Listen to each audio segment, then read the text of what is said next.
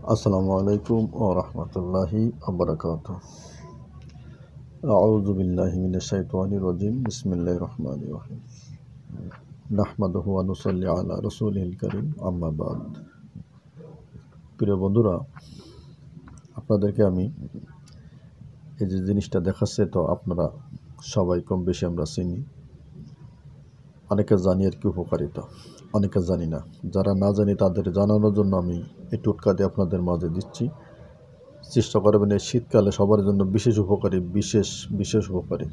ইনশাল্লাহ প্রচুর উপকার করে, যা আপনি জানেন না। অনেকে চিন্তা করেন যে আদা খাইলে যৌন সমস্যা হয়, যৌন সমস্যা সেক্সে দুর্বল হয়ে যায়। এটা হলো একেবারে ভুল ধারণা।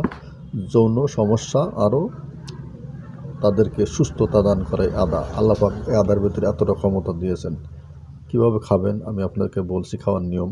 যদি এই নিয়মে খেতে পারেন ইনশাল্লাহ ওয়ান টাইম আপনাদের কারো লাগবে না। ওয়ান টাইম যারা ব্যবহার করেন ওয়ান টাইম থেকে বেঁচে যাবেন যদি খেতে পারেন ইনশাল্লাহ। 100% গ্যারান্টি দিয়ে কথা বলছি। আসলে ঠিক না বলি না, কারণ আপনি তো খেতে পারবেন না যেটা আমি বলবো খাই করে। তারপরেও বলি যেটুকু আপনাদের জানি। তার আগে আপনাদের কাছে আমার একটা বিশেষ অনুরোধ, যারা ইউটিউব থেকে দেখবেন তারা আমার চ্যানেলটি সাবস্ক্রাইব করবেন, ফলো, কমেন্ট, লাইক, শেয়ার করবেন।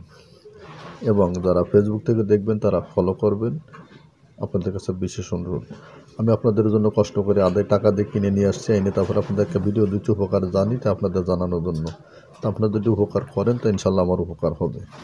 তাই আপনি দেখবেন, অন্য ভাইকে দেখার জন্য শেয়ার করে দিবেন। শেয়ার করলে আপনিও যদি সেই লোক খেয়ে যদি উপকার পায় তা আপনার সব পাবেন ইনশাআল্লাহ। তাই বলছি বন্ধুরা, এইটাকে আপনি খেয়াল করবেন। যা বলা তো বললাম, আপনাদের কাছে অনুরোধ করলাম, বিশেষভাবে অনুরোধ করলাম। তাই আপনারা ভালো যদি লাগে তা ভিডিওটি বেশি বেশি শেয়ার করবেন। Like, share, comment, follow. এবং ইউটিউব যারা দেখবেন সাবস্ক্রাইব করে দেবেন। দিলে আমার চ্যানেলটি একটু ভালো হবে, আমি প্রতিনিয়ত ভিডিও দিতে পারবো ইনশাল্লাহ। এই আদা কীভাবে খাবেন? যাদের যৌন সমস্যা আছে তারা প্রত্যেক দিন সকালবেলা বাসি পেটে, যদি মোটা এরকম মোটা আদা হয় তাহলে 1 কর নেবেন, যদি চিকন হয় 2 কর নেবেন। ভালো করে সেলায়ে সকালবেলা বাসি পেটে যদি পারেন চাবায় খেয়ে নেবেন, চাবায় রসটা খেয়ে নেবেন। 1-2 দিন খাইতে একটু কষ্ট হবে, 3-4 দিন পরে থেকে আপনার কষ্ট হবে। আপনি মাসখানেক খেয়ে যান, কোনো ক্ষতি করবে না। আদায় কোনো ক্ষতি করে না, কোনো ক্ষতি করে না, উপকার ছাড়া। যারা অন টাইম ব্যবহার করেন তারা উপকার পাবেন ইনশাল্লাহ, উপকার পাবেন। কারণ আপনি অবস্থা খারাপ যদি হয়ে থাকে তাহলে একটু দীর্ঘদিন খাবেন, যদি অবস্থা ভালো থাকে তা মোটামুটি অল্প কয়েকদিন খালি ইনশাল্লাহ আপনি সুস্থ। এরপরে কী কাজ করবে শোনেন, আমি বলি। কাঁচা আদা খেলে যাদের সর্দি আছে, কাশি আছে, অনার্গল নাক থেকে সর্দি পড়ার তালে থাকে, বুকের ভিতরে আপনার কফ জমে আছে, গলায় ব্যথা আছে, যাদের গলায় ব্যথা, সর্দি, কাশি ইত্যাদি শ্বাস অস্বস্তি লাগে শরীরের ভিতরে, তাদের জন্য মহৌষধ। কাঁচা আদা খেলে গলা ব্যথা সেরে যায়। কাঁচা আদা চাবাবেন, একটু গরম পানি, উষ্ণ গরম পানি হালকা হালকা করে খাবেন। ইনশাল্লাহ দেখবেন যে আপনার গলা ব্যথা 2-1 দিনের ভিতরে কমে গেছে। কীভাবে খাবেন আমি বলছি লাস্টে। যাদের অনার্গল বমি বমি ভাব লাগে, সবসময় যেন বমি বমি থাকেন সবারই। কোনো খাবার খাইতে পারেন, আর উচিত খাবার খেতে গেলে বমি আসে, আপনার জন্য মহা ঔষধ। আপনি খান, ইনশাল্লাহ দেখবেন যে উপকার পেয়ে গেছেন।